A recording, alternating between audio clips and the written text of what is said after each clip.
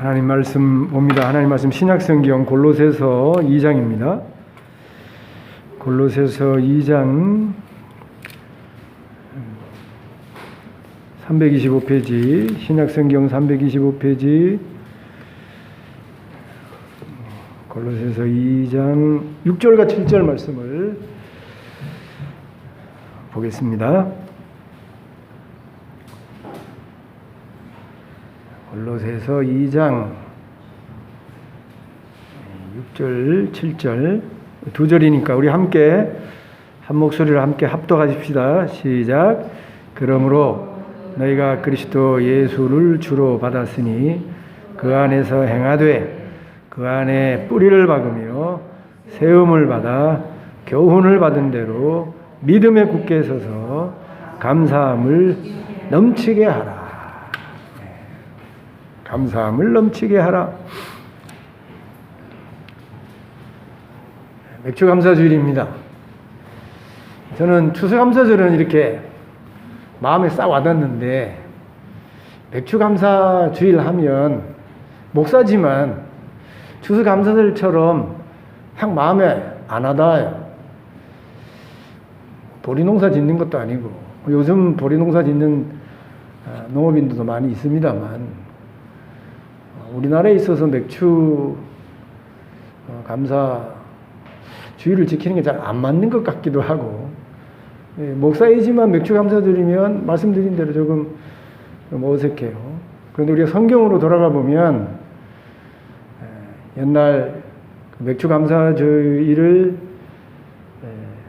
지켰던, 그리고 추수 감사절을 지켰던 그때로 돌아가 보면 왜 하나님께서 맥주감사절을 지키게 하셨는지, 그리고 추수감사절을 지키게 하셨는지 우리가 이해하게 되어지는 것이죠. 이스라엘 백성은 1년에 2번 추수를 하게 되어집니다. 가을에 보리를 심어서 3, 4월 달에 보리를 추수하게 되어집니다. 그래서 그 보리를 추수하면서 하나님 앞에 맥추절을 지키는 것이죠. 3대 절기가 있는데 이 맥추절은 반드시 지켜야 하는 절기였습니다. 그러니까 반년 동안, 가을부터 겨울, 봄까지 반년 동안 하나님이 지켜주시고 보호해주시고 또 한 해 먹을 수 있는 그런 수확을 갖게 하신 하나님 앞에 감사하는 그런 절기가 맥추절이죠. 맥추절.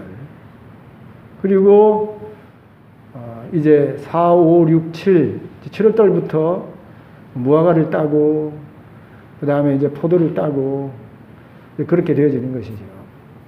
그러면서 이제 10월 달쯤 되면 수장절. 거두었던 모든 수확물들을 창고에 저장하는 절기, 이제 수장절이죠. 근데 우리는 바꿔서 이제 추수감사절로 지키고 있는데, 이렇게 1년을 추수하는 2번의 그 시기를 맞추어서 하나님 앞에 감사하게 되어지는 것이죠. 크게 감사하는 거예요.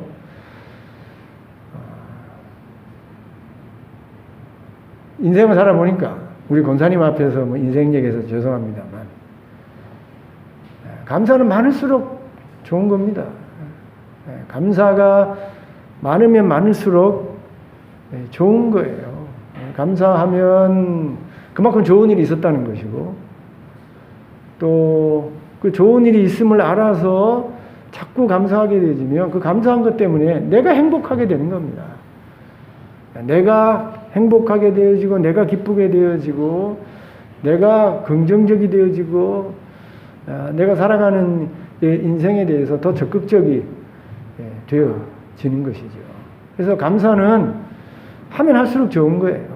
1년에 2번이 아니고 1년에 3번, 4번, 아니 매주 감사하면 좋은 것이죠. 제가 감사의 도전을 받아가지고 말씀드린 적이 있습니다만, 1년에 한 달에 사례 받으면 11조하고 감사 헌금을 한 달에 한 번만 했는데, 감사는 하면 할수록 좋다는 도전을 받고 나서 제가 매주마다 감사를 했어요. 작은 헌금이지만 매주마다 하나님 앞에 감사한 일들을 떠올려 보면서 그리고 하나님 앞에 감사를 했는데 하면 할수록 은혜가 있어요. 52주 할 수 있어요. 우리 성도들 중에 매주마다 저와 함께 감사하는 분들이 있는데 아마 경험하셨을 겁니다. 감사하면 할수록 여러분 은혜가 넘치고 감사하면 갈수록 더 긍정적이 되어지고 삶에 대해서 더 적극적이 되어지고 그리고 감사한 일들을 더 세밀하게 내가 생각해 보기 때문에 그만큼 행복하게 되어지는 것이죠. 여러분 아벨과 가인의 제사의 차이에 대해서 우리가 다 알고 있지 않습니까? 하나님 앞에 감사 예배 추수해서 드리는데 아벨은 양을 잡아서 드리고 가인은 농사꾼이기 때문에 추수한 것을 하나님 앞에 드리게 되어지는데 가인의 제사는 하나님이 받지 않고 아벨의 제사는 받으셨어요. 그 왜 똑같은 추수물을 하나님 앞에 드리는데 왜 아벨의 제사는 받고 가인의 제사는 받지 않는가? 많이 말씀드렸습니다만 우리 옛날에 아주 복음적인 목사님들은 피제사가 아니라서 가인의 제사를 안 받았다. 그렇게 이제 설명을 하지요. 그런데 피 희생이 없어도 얼마든지 하나님이 기뻐하시는 제사가 될 수 있습니다. 구약을 잘 살펴보면 원문에 보시면 민하라고 있어요. 민하. 이거 곡식 제사예요. 곡식 제사. 소제라는 것입니다. 얼마든지 피가 없어도 이런 곡식으로 하나님 앞에 하나님이 기뻐하시는 제사를 드릴 수 있는 것입니다. 근데 가인이 그렇게 곡식으로 하나님 앞에 추수해서 제사를 드리는데 하나님이 기뻐하지 않았어요. 그 이유를 히브리서에서는 그 제사에 믿음이 빠졌다는 것입니다. 하나님 앞에 제사는 드렸지만 그 제사 가운데 같이 병행되어져야 할 믿음이 빠져 있는 거예요. 그래서 하나님이 아벨의 제사는 받으시고 가인의 제사는 받지 않았다는 것이죠. 그런데 하나님이 연락하시고 기뻐하시는 제사가 단지 믿음만 있어야 기뻐하시는 것이겠어요? 하나님 연락하시는 제사가 되겠습니까? 여러분, 하나님이 기뻐하시는 제사 속에는 믿음도 있어야 되지만 그 하나님께 드리는 제사 속에는 하나님의 사랑이 있어야 되는 거예요. 하나님에 대한 사랑이 다 없이 그저 하나님 앞에 제사 드린다 그러면 하나님이 기뻐하시겠어요? 여러분 고린도전서 13장에 보면 이 믿음도 있을지라도 뭐가 없으면 사랑이 없으면 아무것도 아닌 거예요. 그러니까 아벨이 믿음으로 하나님 연락하시는 제사를 드렸는데 단순히 믿음만 보지 마시고 그 믿음으로 드리게 되어지는 하나님에 대한 아벨의 사랑을 봐야 되는 거예요. 그 믿음 속에는 그 제사 속에는 하나님에 대한 믿음, 하나님에 대한 사랑, 그리고 하나님에 대한 감사가 포함되어 있었던 것이에요. 그래서 하나님이 그 아벨의 제사 속에 담겨져 있는 하나님에 대한 믿음, 하나님에 대한 사랑, 그리고 그 1년 동안 하나님이 채워주셨던 이런 모든 은혜를 기억하면서 감사해서 했더니 하나님이 그 아벨의 제사를 기뻐 연락하신 것이에요. 가인도 똑같이 하나님 앞에 예배를 드렸지만 그 속에는 정작 예물과 함께 담겨져 있어야 될 하나님에 대한 믿음, 하나님에 대한 사랑, 하나님에 대한 감사. 지금 감사 제사 드리는 거 아니에요? 근데 그 감사가 빠져 있는 겁니다. 그러니 하나님이 기뻐 받으실 수가 없는 것이죠. 예배를 치러내서는 안 되는 겁니다. 그냥 예배를 어떤 행사처럼 그냥 1시간 만에 확 해치우는 게 그 예배가 아니에요. 그런 예배 평생 드려봤자 나를 변화시키지 못해요. 하나님을 감동시키지 못하는 것입니다. 내게 축복이 되지 못해요. 예배를 치르려고 하지 말고 예배를 아벨처럼 믿음과 사랑과 감사로 드려야 돼요. 그래야 그 예배를 통해서 내가 은혜를 받고 변화를 받고 여러분 하나님께 기쁨이 되고 영광이 되어지는 것이에요. 그런 점에서 여러분 감사는 매주마다 우리가 훈련해야 되는 것입니다. 1년에 2번만 감사하는 것이 아니라 매주 하나님 앞에 예배 드릴 때마다 그 예배 속에 믿음과 사랑과 감사가 있어서 그 믿음과 사랑의 감사를 통해서 하나님이 연락하시고 기뻐하시는 그런 예배로 우리가 드려야 되는 것이에요. 감사가 여러분 여러 면에서 여러분 생각해 볼 수 있는 것입니다. 지난 한번 6개월을 여러분 한번 살짝 주마등 머릿속에 슉 쳐 지나가는 그런 식으로 한번 돌아보세요. 우리 집사님 오늘 기도할 때도 말씀하셨습니다만 우리가 매일 똑같이 반복되는 일상의 그 감사한 일들을 놓칠 때가 너무나도 많습니다. 너무나 당연하고 마땅히 생각하는 거예요. 아침에 일어나는 것 당연한 거지. 밤에 잠자리에 들어가는 거 당연한 거고, 아침에 눈 뜨는 거 당연한 거고, 아침에 일어나서 가족들을 보고 아침 먹고 출근하고 일하고 다시 돌아오는 거 그건 뭐 당연한 거지. 모든 사람이 다 하는 똑같은 일이지. 아니에요, 아니에요. 마땅한 게 아니라니까요. 우리가 매일 살아가는 일상이 하나님의 은혜예요. 하나님의 놀라운 축복인 것입니다. 여러분, 잠자고 싶다고 해서 잠이 잘 옵니까? 여러분, 나이가 드니까 젊었을 때는 막 누웠다 하면 그냥 머리만 대면 잠이 오는데, 이제 나이가 드니까 말이에요. 잠이 안 와요. 성경에 잠언의 말씀에 보면 새소리에도 깬다는 말이 있는데 그렇게 됩니다.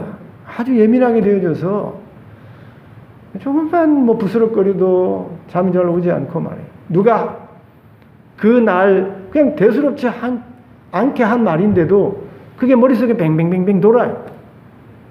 괜히 섭섭하고 저게 무슨 뜻이 있나? 아무 말도 아니에요. 그냥 지나 흘러가는 말인데도 불구하고 나이가 들면 말이에요. 이게 머릿속에 뱅뱅 돌고 말이에요. 이런 생각 저런 생각 잠이 잘 오지 않습니다.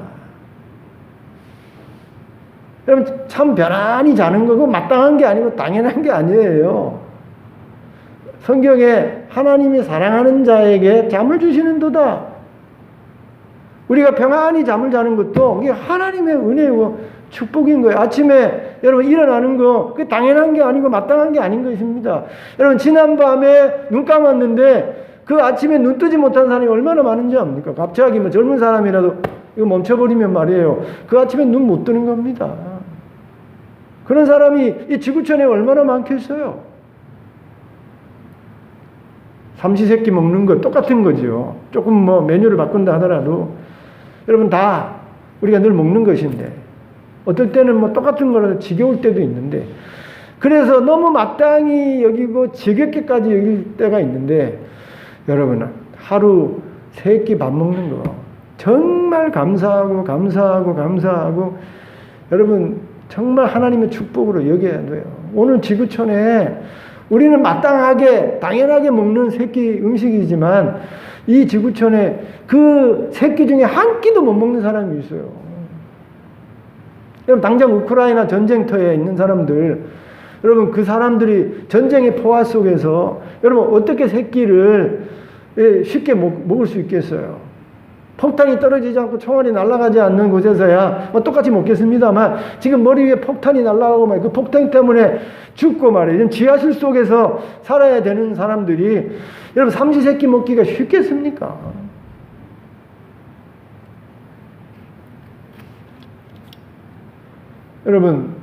우간다에 아프리카 우간다에 실제 있는 일입니다. 체스, 우리나라는 장기지요. 외국에서는 장기라고 하지 않고 체스라고 하지 않습니까?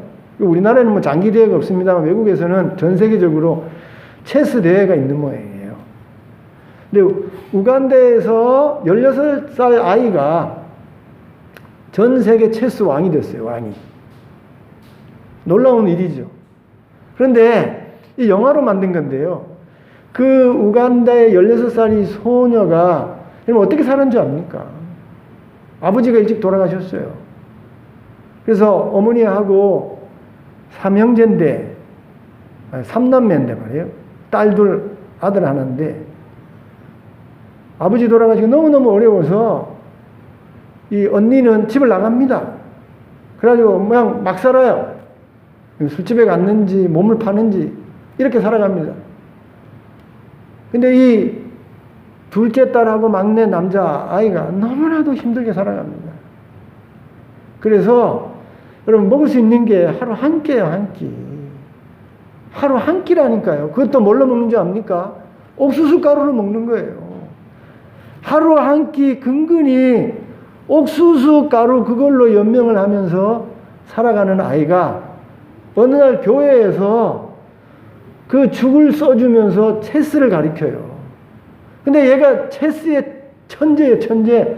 그냥 교회 자기 동생이 가서 체스 놀이 하는 거 뭐 하는가 따라갔다가 동생이 체스 놀이 하는 거 보고 거기 교회 안에 있는 분이 야 들어오너라 해서 죽 한 그릇 주는 거 그거 하나 받아 먹고 체스 하는데 그게 놀라운 그런 재능을 보이는 거예요.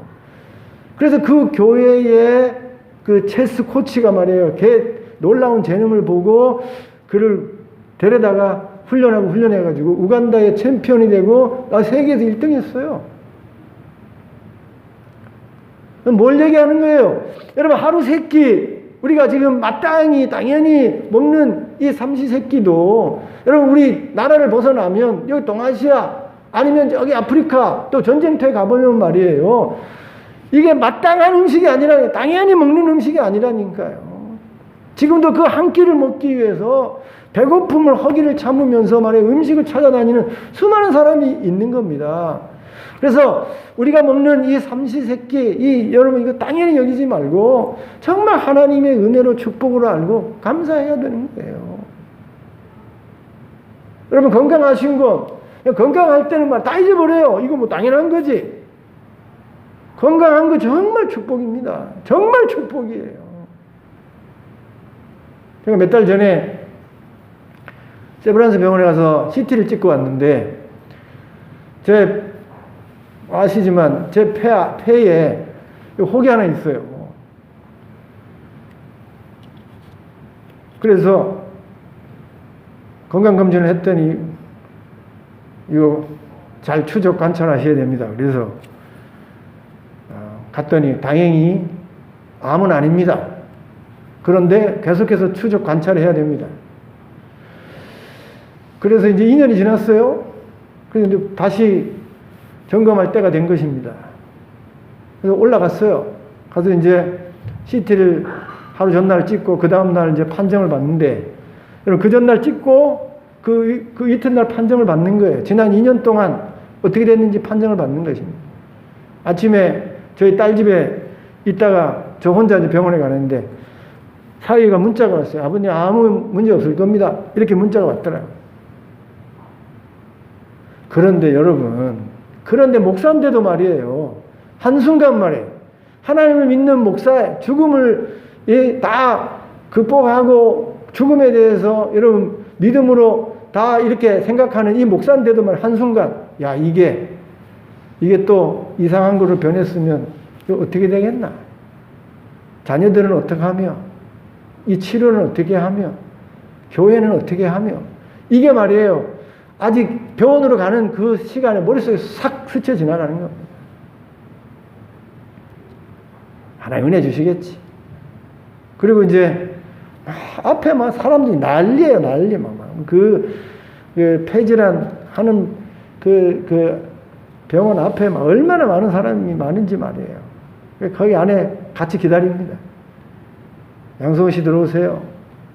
들어갔더니 말이에요. 딱 CT를 다 찍어 놓은 걸 딱 보더만 이 됩니다. 사이즈가 어떻게 돼요? 다행입니다. 아무 일도 없습니다. 아무 일도 없습니다. 그리고 감사합니다 하고 차를 몰고 돌아오는데 말이에요. 얼마나 감사합니까? 얼마나 감사해. 제 순간 또 하나님이 나한테 기회를 주셨구나. 하나님이 또 살아갈 수 있는 기회를 주셨구나. 또 목회할 수 있는 기회를 주셨구나. 또 자녀들과 함께 살아갈 수 있는 시간을 주셨구나. 얼마나 감사한지 말이에요. 여러분 건강할 때는 이게 마땅한 걸 여긴다니까요.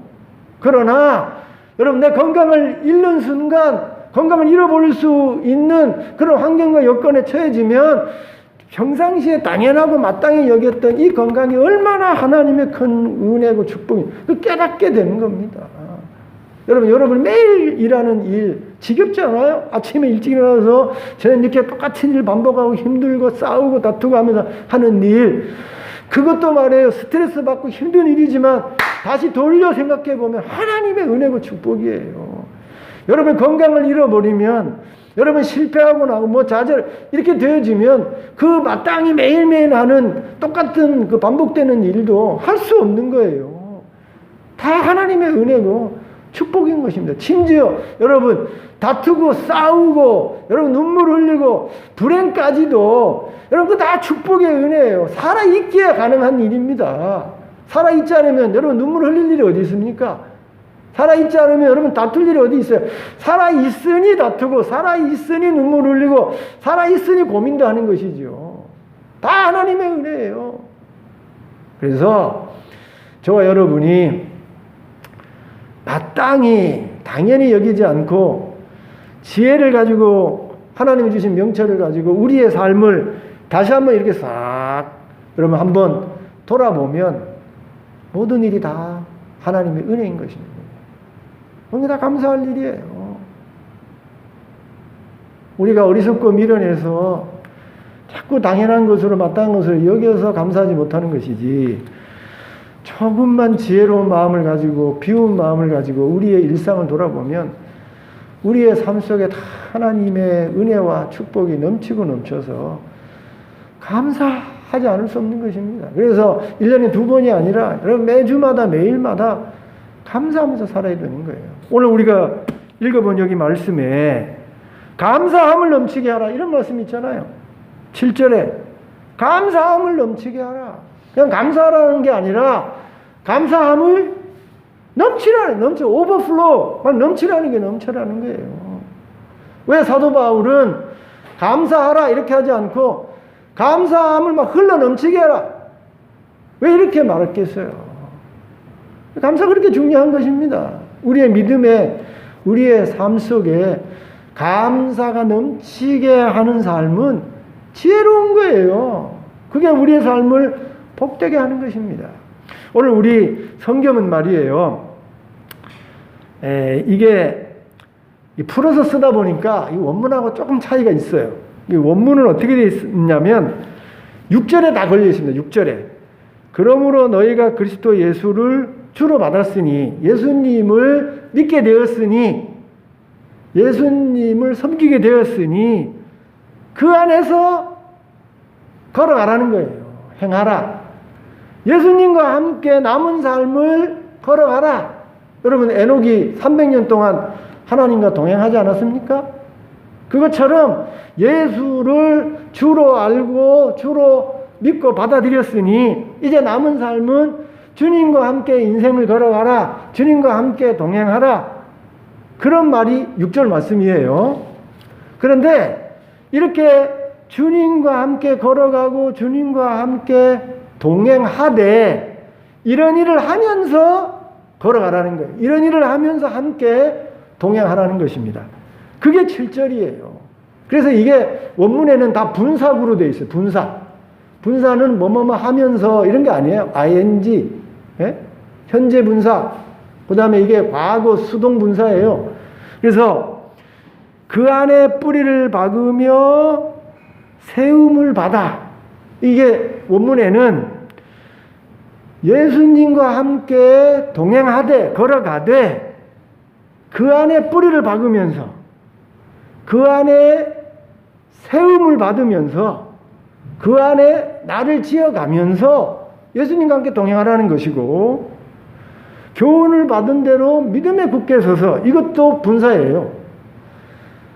교훈을 받으면서 날마다 믿음을 굳게 하면서 믿음을 확증하면서 그리고 예수님과 함께 동행하라는 거예요. 걸어가라는 것입니다. 그리고 마지막에 감사함을 넘치게 하라. 이것도 분사라서 예수님과 함께 인생길을 걸어가되 늘 감사를 넘치게 하면서 걸어가라는 것입니다.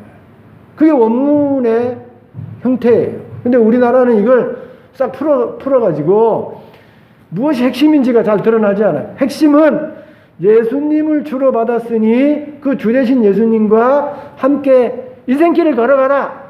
그게 핵심인데 그냥 그렇게 걸어가지 말고 감사함을 막 넘치게 하면서 예수님과 함께 걸어가라는 것입니다.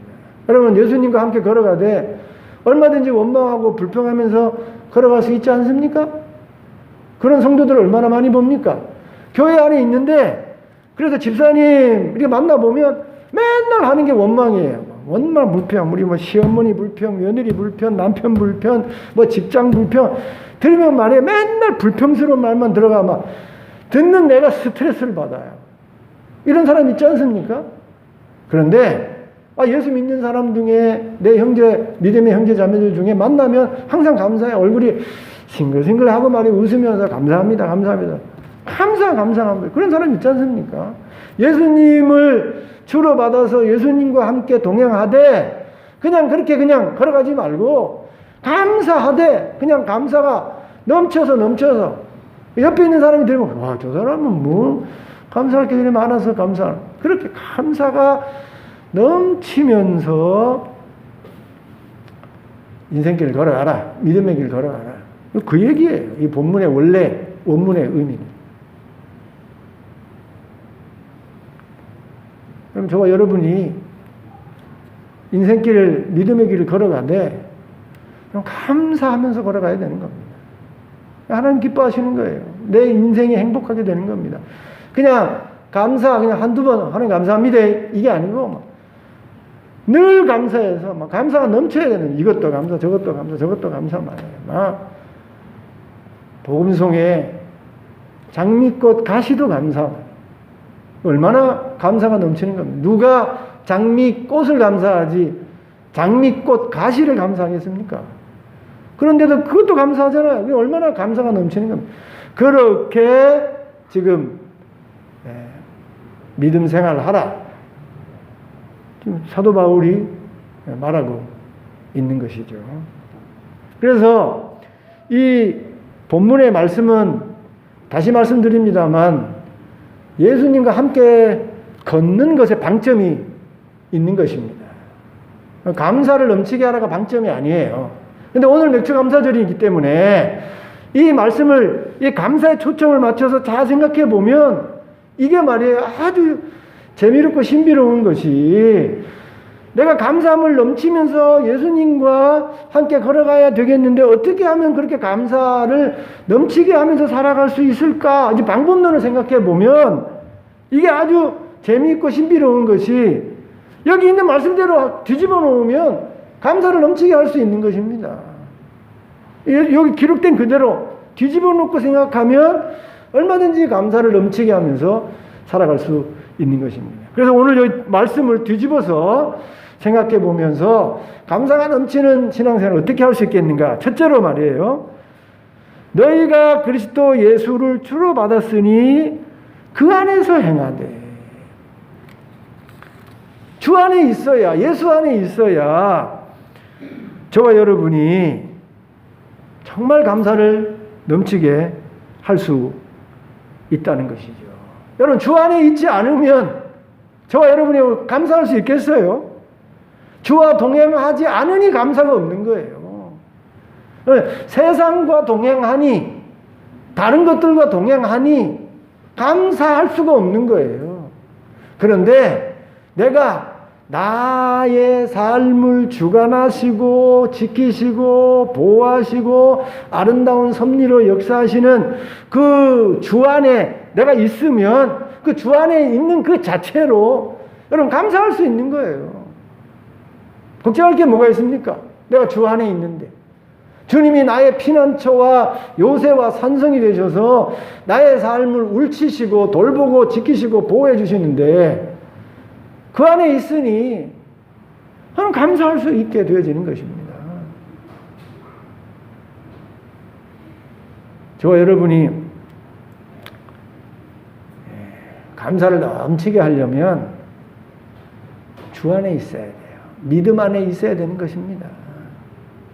한번 생각해 보세요. 내가 지금 어디 안에 있는가? 내가 어디 안에 있는가에 따라서 여러분 감사할 수도 있고 감사하지 못할 수도 있는 것이죠.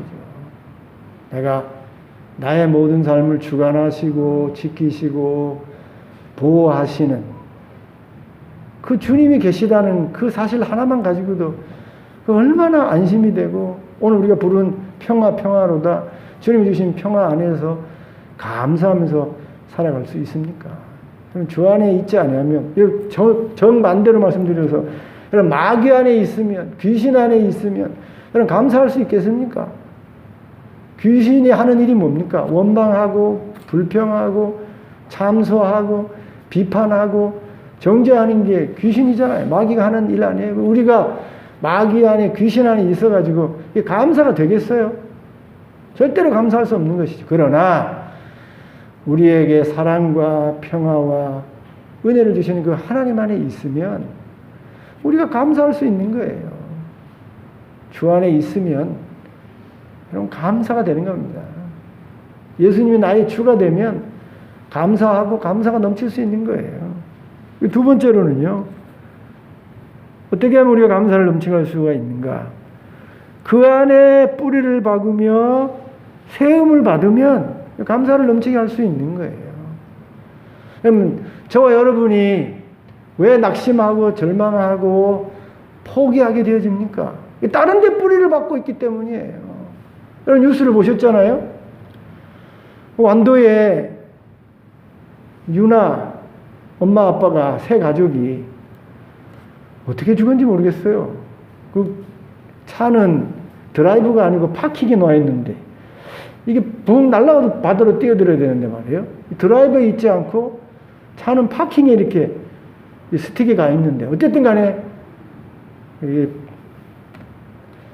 한 가족이 참 너무나도 안타깝게 불행한 일이 벌어졌습니다. 제가 그 텔레비로 차량을 건져내는 그런 과정을 다 봤는데 너무 안타깝더라고요. 너무 안타까워요. 근데 이 차가 아우디예요. 좋은 차잖아요. 외제 아우디 얼마나 좋습니까? 한때 잘 나가던 사람이죠. 그런데 이제 조사를 해보니까 이 양반이 루나라는 비트코인을 한 것 같아요. 요즘 과상화폐라고 그러죠. 이런 증시뿐만이 아니라 주식이 아니라 요즘은 젊은 사람들은 그 가상화폐를 가지고 투자를 합니다. 투자. 영끌족이라 해가지고 막 영혼까지 끌어들여서 대출을 해가지고 이 인터넷에 가상화폐를 사가지고 이게 막 폭등해가지고 뭐 갑자기 뭐 몇십억 부자가 돼요. 이런 욕심 때문에 뭐 이 양반도 루나라는 그런 가상화폐 비트코인을 산 것 같아요. 근데 요즘 지금 비트코인은 확 지금 뭐 난리가 났지 않습니까? 그래서 나라에서 지금 젊은 사람에게 그 가상화폐 하다가 크게 잃어버린 사람들 나라에서 좀 도와준다고까지 하고 있지 않아요? 이 양반이 그것 때문에 집에 가보니까 막 그냥 청구서가 막 쌓여가지고 말이에요. 빚도 막 1억인가 몇 억인가 져가지고. 그러니까 한때 잘 나가던 사람이 그렇게 어려움을 당하니까 그냥 수면제 먹고 아예 수면제를 먹인 것 같아요. 그냥 바다에 뛰어 죽은 거예요. 여러분 그 한 가정이 뭐에 뿌리를 받고 사는 거예요? 비트코인에다가 그 인생의 뿌리가 어디에 뿌리를 받고 어디에 세움을 받고 있었냐면 비트코인, 돈, 재물 거기에 뿌리를 받고 사는 거예요. 그랬더니 그 뿌리가 되는 그 재물이 그 돈이 그 비트코인이 한순간에 여러분 깨지고 부서지니까 그 인생도 같이 다 깨지고 부서지고 그런 불행한 나락으로 떨어지게 되는 것입니다. 내 인생이 어디에 뿌리를 받고 어디에 세움을 받느냐에 따라서 내 인생이 달라지고 여러분 행복하고 감사가 넘치는 삶, 원망과 불평의 삶이 다 이게 바뀌어지게 되어지는 것입니다. 여러분 어디에 여러분의 인생이 뿌리를 받고 있습니까? 여기 세움을 받아 그랬는데 이게 사실은요 건축하는 거예요. 건축하는 거. 여러분의 인생이 누구에 의해서 지금 여러분 인생이 지어져 가고 있습니까? 세상의 돈과 명예와 권력에 의해 가지고 여러분의 삶을 지금 지어가고 있다고 한다면 그런 세상의 돈과 명예와 재물, 이 권력 속에 여러분의 뿌리를 받고 있다고 한다면, 당장은 여러분 뭐 좋고 기분 좋고 행복하고 즐거울지 모르지만, 내가 뿌리를 받고 지금 지어가고 있는 인생이 다른 곳을 근거로 해서 지어가고 있다면, 그거 무너지는 순간 여러분 내 인생에 감사가 없는 거예요. 내 인생이 다 여러분 불행한 그런 눈물이 있는 인생으로 되어질 수 있는 것입니다. 그런데 여러분의 인생이, 여러분의 삶이 예수 안에 뿌리를 내리고 말이에요. 그리고 예수로 말미암아 여러분의 인생이 지어져 가고 세워짐을 받는다고 한다면, 여러분 그 인생에는 여러분 평화가 있고, 그 인생에는 기쁨이 있고, 그 인생에 감사가 있게 되어지는 거예요.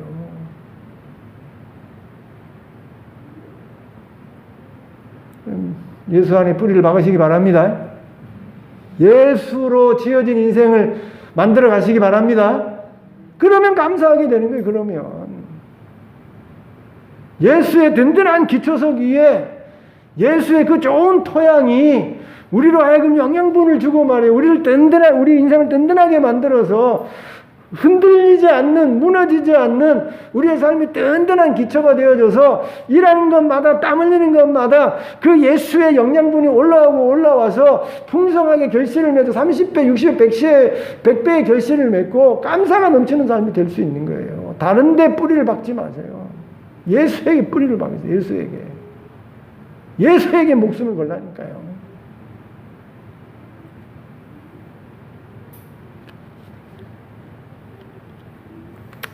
여러분의 광고는 하나 안 했습니다만, 제가 알리지 않았습니다. 우리 시찰회에서, 우리 시찰회 목사님과 장로님들하고 저기 함안에 가니까 말이에요. 손양원 목사님 생가가 있더라고요. 생가. 순교하신 손양원 목사님 생가에 몇 주 전에 간 적이 있어요. 그래서 생가에 가가지고 박물관으로 손양원 목사님 박물관에 가서 손양원 목사님 어떻게 두 아들 동인이 동신이 이렇게 죽는 과정, 목사님 순교하는 과정, 그걸 다 보고 참 은혜를 받고 왔는데, 나중에 우리 교인들 한번 가야 되겠다. 얼마 멀지 않으니까요. 그리고 왔는데, 무슨 말씀을 드리려고 하냐면, 그 큰 박물관을 이렇게 지어놔서, 그 박물관을 이렇게 소개하고, 인도하는 조그마한 목사님이 나오셨더라고요. 아주 키가 작아요. 알고 봤더니, 손양원 목사님 조카예요, 조카. 목사님이에요, 목사님. 왜가 키가 작은가 했더니, 손양원 목사님이 원래 키가 작아가지고, 자기네 그 가정이 다 키가 작대. 저보다 작더라고요. 아주 작은 분이에요, 작은 분. 근데 아주 똘똘하게 생겼어요. 무슨 말씀 드리려고 하냐면, 손양원 목사님이 예수의 뿌리를 받고 예수로 지음받은 인생이었는데 그것 때문에 순교하지 않았습니까? 그러면 그 가정이 멸문제하를 당해야 되잖아요. 다 죽었는데. 그런데 그렇게 목숨을 버려서 가면서까지도 예수의 뿌리를 받고 예수로 지음받은 삶을 살았더니 그 남은 가정이 세대를 더할수록 하나님이 그 가정을 복되고 축복되게 하셔서 다 잘 됐더라고, 다 됐더라고 말이에요.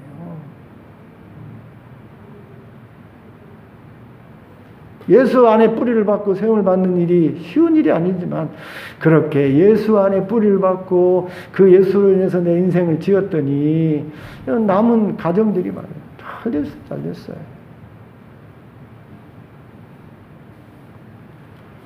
어떻게 우리의 인생 가운데 감사가 넘치는 삶을 살 수 있겠는가? 다른 방법 없어요. 예수에게 뿌리를 내리고 예수로 내 인생을 지을 때에 감사하게 되고 감사가 넘치는 삶을 살 수 있는 것입니다. 마지막으로요, 어떻게 하면 우리가 감사함을 넘치는 삶을 살 수 있는가?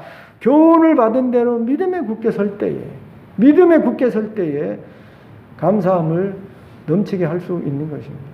여러분, 언제 우리가 원망하고 불평하고 좌절하고 낭망하고 포기하게 되어집니까? 믿음이 없을 때예요. 믿음에 굳게 서지 못할 때예요. 믿음이 없게 되어지면 입에서 나오는 게 원망이에요. 입에서 나오는 게 불평인 것입니다. 여러분, 믿음이 없으면 의심하게 되어져요. 그것 때문에 싸우고 다투고 그것 때문에 흔들리게 되어지는 것입니다.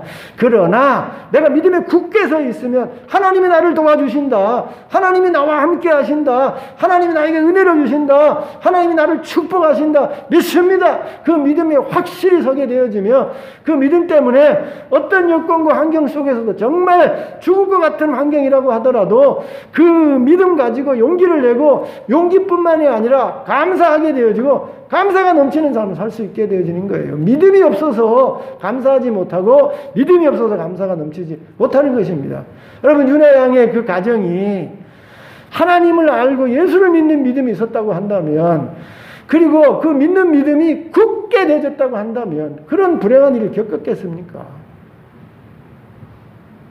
믿음에 굳게 서지 못하니, 믿음이 없으니 감사하지 못하는 것이죠.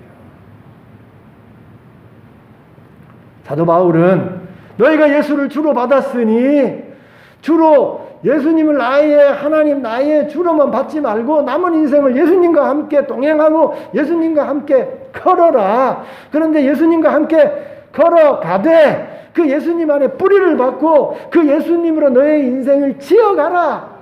그리고 교훈을 받은 대로, 그리고 감사가 넘치면서 예수님과 동행하라. 그렇게 우리에게 말씀하고 있는 것입니다. 예수님과 믿음으로 동행하되 감사가 넘쳐야 돼요. 감사가 넘쳐야 돼요. 이것도 감사, 저것도 감사, 감사가 넘치는 삶을 살아야 된다. 우리에게 권고하고 있는데, 그럼 어떻게 우리가 감사를 넘치게 하면서 살 수 있겠는가? 자세히 보면요, 여기 안에 답이 있는 것입니다. 주 안에 있으면, 세상 안이 아니라 주 안에 있으면, 내가 늘 주님 안에 있으면 우리의 주 되신 예수님께서, 우리의 주 되신 하나님께서 우리를 지켜주고 보호해서 얼마든지 피난처가 되시고 산성이 되시고 요새가 되셔서 우리로 그 피난처에서 평화를 누리면서 감사할 수 있는 거예요. 주 안에 있지 않으니 불안하고, 주 안에 있지 않으니 문제가 생기고, 주 안에 있지 않으니 원망과 불평이 생기는 겁니다. 주 안에 있으면 감사할 수 있는 거예요. 예수 안에 뿌리를 박아야 돼요. 예수로 여러분 인생을 지으셔야 돼요. 다른 돈으로, 다른 인기로, 여러분 다른 권력으로 여러분의 인생을 지어봤자 그 인기, 돈, 명예 확 무너지는 순간 여러분 와장창 다 무너지고 말해요. 한순간에 원망, 불평, 심지어 죽음에까지 이를 수 있는 거예요. 예수 안에 뿌리를 박으면, 예수로 세워지게 되어지면 언제든지 감사할 수 있는 것입니다. 믿음에 굳게 서야 해요. 어린아이 믿음 가지고 말이에요. 조금만 어려우면 그저 원망하고 불평하는 그런 믿음이 아니라 장성한, 그리스도의 장성한 믿음, 어른의 믿음을 가지고 말이에요. 어떤 여건과 환경 속에서도 아멘! 하나님이 도와주시는데, 하나님이 배후에 역사하시는데 이겨낼 수 있다, 극복할 수 있다, 하나님이 은혜 주신다, 마침내 하나님이 응답하신다, 축복하신다, 이렇게 믿음에 굳게 서게 되어지면 비록 내 주변 여건과 환경이 힘들고 어렵더라도 얼마든지 그 속에서도 감사하고, 감사뿐만이 아니라 감사를 넘치게 할 수 있게 되어지는 것입니다. 오늘 말씀을 저와 여러분이 꼭 기억하고 예수님과 함께 동행하시되 감사를 넘치게 하면서 복되고 아름답게 살아가는 저와 여러분 될 수 있기를 주님의 이름으로 축원드립니다.